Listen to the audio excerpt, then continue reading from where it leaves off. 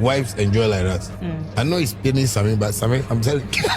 Let me take you a bit to friendships, industry friendships. Yeah. Tell us about your relationship with Vybz Kartel. Very, very deep. Tell us. You know, I was watching his video yesterday and I was crying. You know, and I don't know why. I feel so happy for him.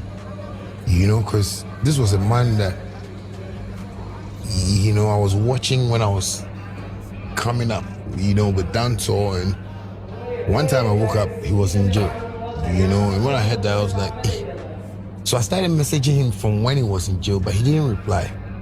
He started replying me, and when I checked the length of our chat, it's been like 9 years before he came out. So from the first year when he started replying, I was always talking to him, like praying for him. If I show him my DMs, like I send him some 35, some, you know, 121, you know, I send him like scriptures that I believe he's going to come out. You just know that God wants to talk to him in there.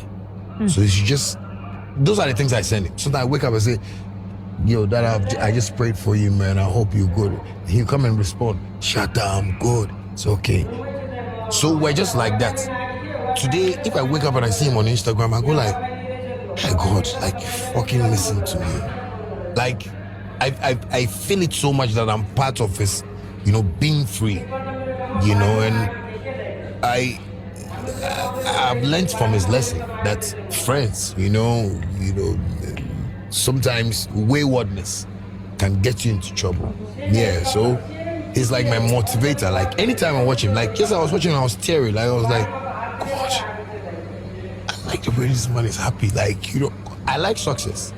You know, that's why sometimes people will say, maybe like me and Bernard, like somebody will say, we don't have any problem. So when I see Bernard, like today, so I feel like, hey, my brother, like, I like the life we are living. Yeah, you know, so when I see Vybz Kartel every time, that's why I say, I tell God, I thank you for listening to my prayers.